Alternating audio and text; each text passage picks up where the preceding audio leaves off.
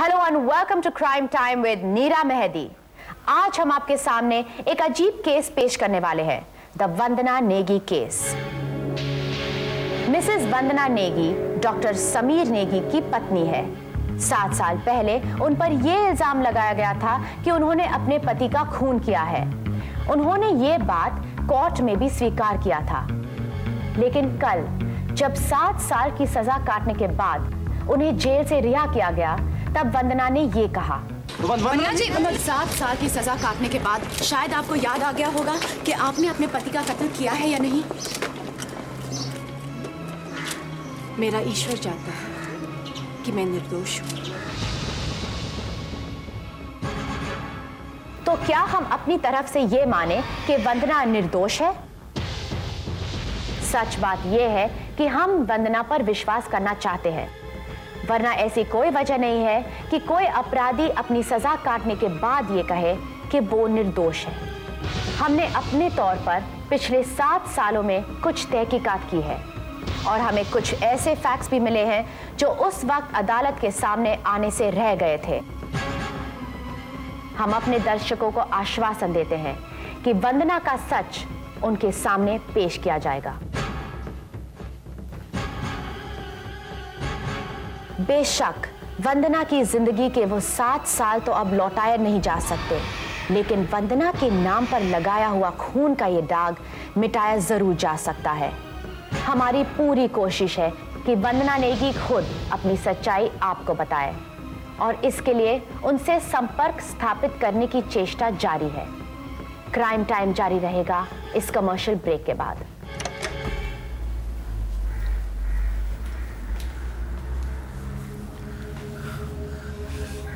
अगर ये सब तुझे इतना परेशान करता है तो देखता क्यों है तू?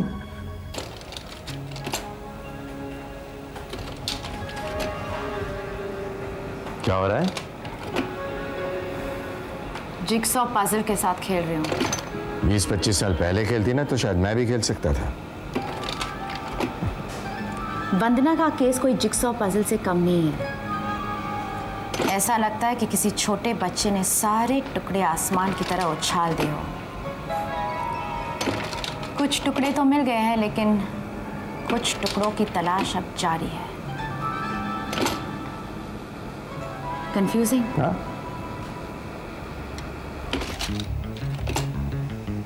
डॉक्टर समीर, इनके पिता मल्होत्रा साहब आर्मी से रिटायर होने के बाद एक छोटी सी अस्पताल की बुनियाद रखी थी, जो आज मल्होत्रा हॉस्पिटल के नाम से मशहूर है। लेकिन यह हॉस्पिटल इतना बड़ा बना डॉक्टर समीर की मेहनत से। मेहनत से? इस अस्पताल की तरक्की का राज उसके अतीत के पर्दे के पीछे छिपा है। बट डोंट वरी, इस राज के बारे में मुझे बहुत जल्दी पता चल जाएगा। सच सामने ज़रूर आ जाएगा। लेकिन फ़िलहाल हम डॉक्टर समीर के बारे में बात कर रहे हैं। तकरीबन 8 साल पहले डॉक्टर समीर का कत्ल हुआ था और इसका इल्ज़ाम उनकी बीवी वंदना पर गया। वंदना के खिलाफ कोई सॉलिड सबूत या चश्मदीद गवाह नहीं मिला। इनफैक्ट अदालत में सर्कमस्टेंशियल एविडेंस के बिना उन्हें 7 साल की सज़ा दी गई। डॉक्टर प्रफुल्ल डॉक्टर समीर के बचपन के दोस्त थे। मल्होत्रा हॉस्पिटल ज्वाइन करने से पहले ये अपना एक छोटा सा क्लिनिक चलाते थे, जहाँ ज़्यादातर अबॉर्शंस हुआ करते थे। एक दिन एक कुंवारी माँ की मौत हो गई अबॉर्शन करते वक्त।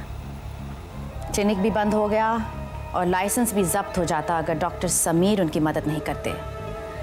तब से आज तक वो मल्होत्रा हॉस्पिटल में काम कर रहे हैं और जैसे आपको पता है वो आज MD भी है। जीना, डॉक्टर प्रफुल्ल की बीवी। इत्तेफाक की बात है कि डॉक्टर समीर और डॉक्टर प्रफुल्ल बचपन के दोस्त थे और जीना और वंदना बचपन में सहेलियां हुआ करती थी। लेकिन आज भी इन दोनों के बीच में बहुत प्यार है। डॉक्टर कालिंद्री का मामला भी कुछ डॉक्टर प्रफुल्ल जैसा ही है। ये भी डॉक्टर समीर के बहुत पुराने दोस्त हैं।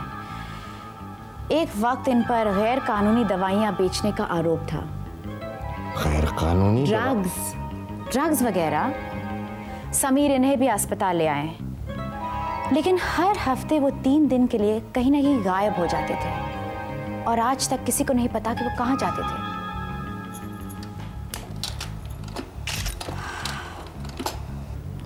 सुषमा। ये भी वंदना की सहेली है? नो, इसे वंदना की सौत कहा जा सकता है। यानी डॉक्टर समीर ने 2 शादियां की हैं? करने वाले थे, या कम से कम उन्होंने वादा तो जरूर किया था। ये मल्होत्रा हॉस्पिटल में नर्स थी और डॉक्टर समीर की प्रेमिका भी। ओह, यानी कि लव ट्रायंगल पूरी हो गई।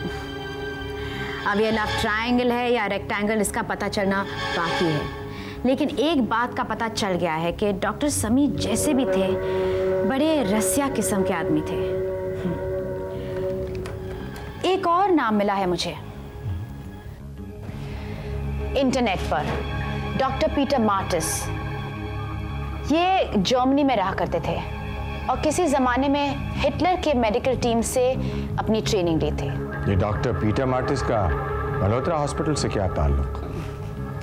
ये डॉक्टर समीर के पिता के बहुत अच्छे दोस्त थे और मल्होत्रा हॉस्पिटल के फाउंडर मेंबर। लेकिन सवाल ये है कि अगर आज वो जिंदा है तो वो गुम कहाँ है? So we are at a dead end. You know sir, बचपन में मैं अपने माँ बाप से छिपकर जिक्सॉ पजल खेला करती थी, लेकिन आज मैं खुलेआम खेलूंगी, क्योंकि इस जिक्सॉ पजल के कुछ ऐसे मिसिंग लिंक्स हैं जो सामने नहीं आ रहे हैं।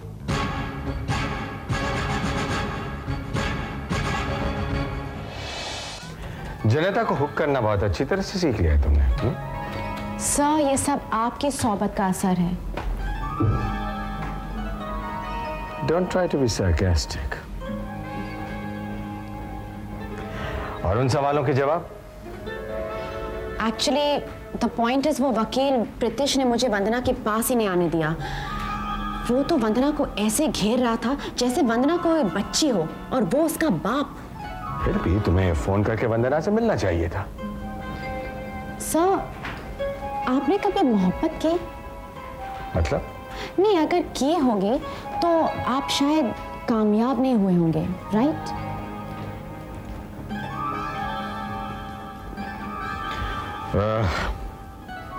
वो सब तो ठीक है, लेकिन इस सवाल का मतलब ये सर कि हर चीज की एक टाइमिंग होती है, जिसे सीखने के लिए शायद आपको वक्त नहीं मिला हो। मैं चाहता हूँ वंदना इस शहर में ही ना रहे, वरना लोग बेकार की हमदर्दी जुटाकर उसका दुख और बढ़ाएंगे। अच्छा होगा अगर उसकी शादी हो जाए और वो कहीं सेटल हो जाए। शादी इस उम्र में? शादी का उम्र से क्या ताल्लुक? वैसे भी उसकी उम्र है ही क्या? टेलीविजन पर नहीं देखा? जेल के 7 साल का जैसे उसके ऊपर कोई असर ही नहीं हुआ।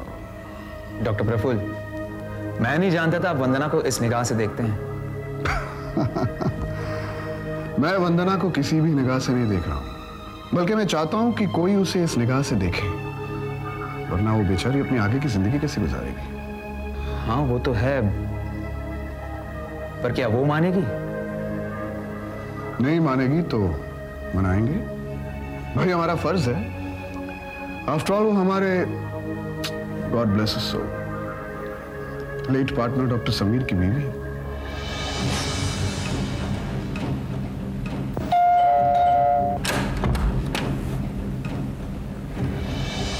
हाय, आई एम नीरा मेहदी। नीरा, तुम्हें कौन नहीं जानता? तुम तो मेरी बेटी हो।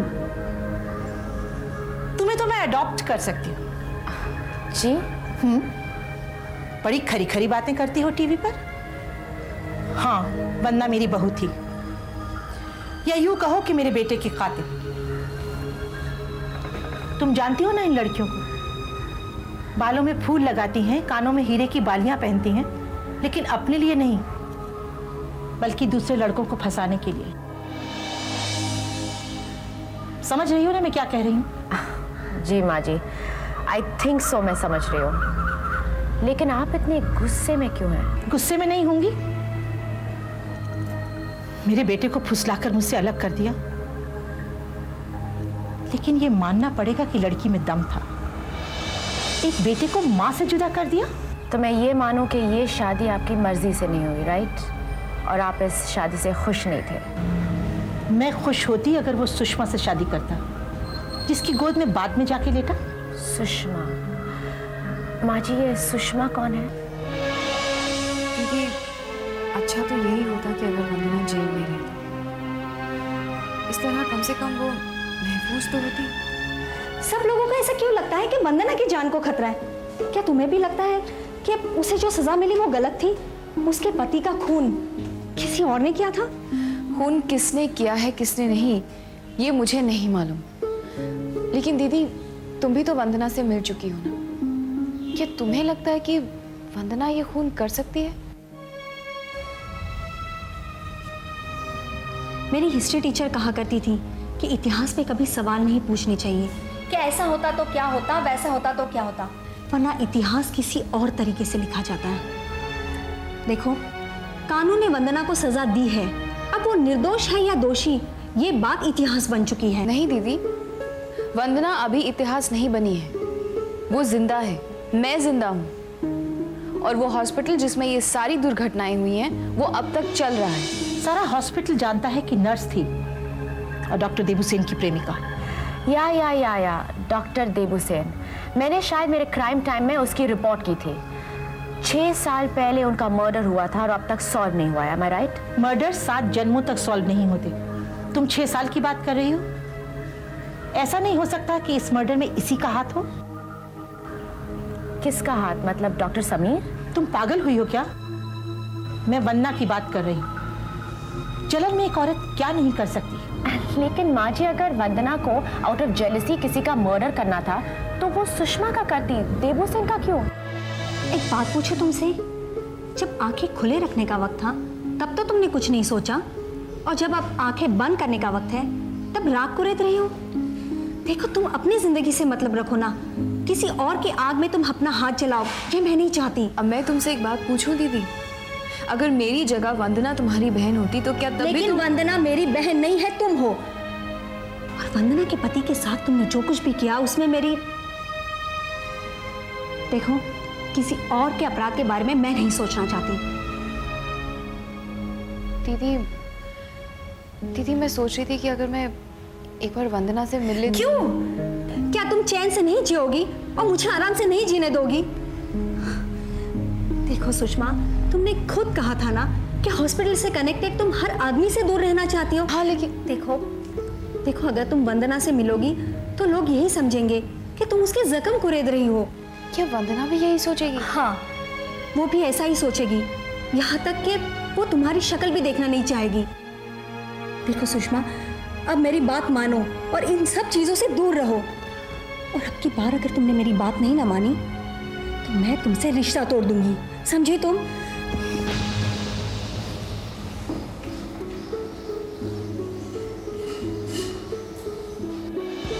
हाँ, अब सुषमा की भी मौत आई है। जेल में तड़पी होगी, रोई होगी, और अब रिहा हुई तो सीधी सुषमा के घर जाएगी। पता नहीं अब सुषमा का क्या होगा।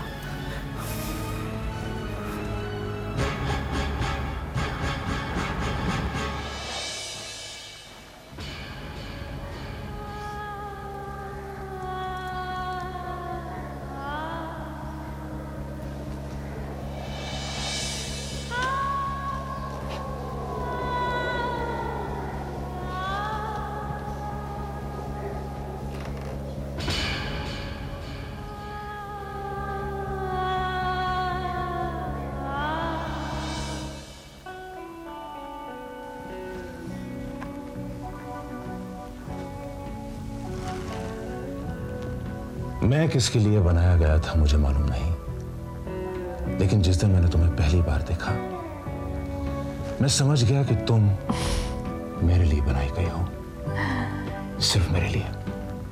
किसी फिल्मी गाने का ख्याल नजर आता है? क्या है ये? देखो, इतनी बड़ी डायरी? हाँ, अपनी नई जिंदगी में तुम जो भी सोचो, महसूस करो, चाहो, इसमें लिख दिया करो। और जब हम दोनों खूब बूढ़े हो जाएंगे तो उसे पढ़ पढ़ कर हंसा करेंगे। हंसा क्यों करेंगे? क्योंकि बुढ़ापे में जवानी की हर बेवकूफी पर हंसी आती है। अरे इसमें तो ऑलरेडी कुछ लिखा हुआ है। हाँ, इस बेवकूफी की शुरुआत मैंने ही की है। पढ़कर सुनाओ। गाकर सुनाओ ना प्लीज। फर्ज करो हम अहले वफा हों, फर्ज करो हम दीवाने हों, फर्ज करो ये दोनों बातें झूठी हों, अफसाने हों। फर्ज करो तुम्हें खुश करने के ढूंढे हमने बहाने हों, फर्ज करो ये नयन तुम्हारे सचमुच के मैखाने हों।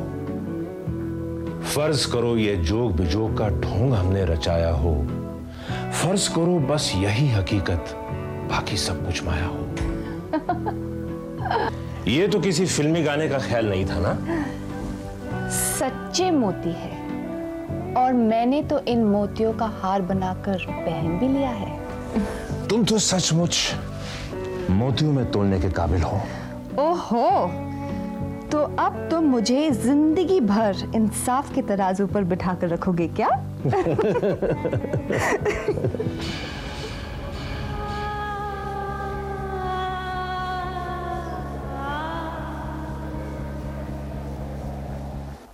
दो और दो जुड़कर चार बनते हैं, ये सोचने का हक तो हर एक को है। लेकिन मैं ये साबित कर दूंगा कि 2 और 2 5 भी बनते हैं और 3.5 भी। तुम्हें मेरी कैपेबिलिटीज पर कोई शक तो नहीं है ना? Not at all sir. मैं डॉक्टर समीर से एग्री करता हूँ। You are a genius. आपकी इस थियरी से भी एग्री करता हूँ। जो दवाई मरीज को कोमा में ले जा सकती है, वही दवाई मरीज को कोमा से बाहर ले आ सकती है।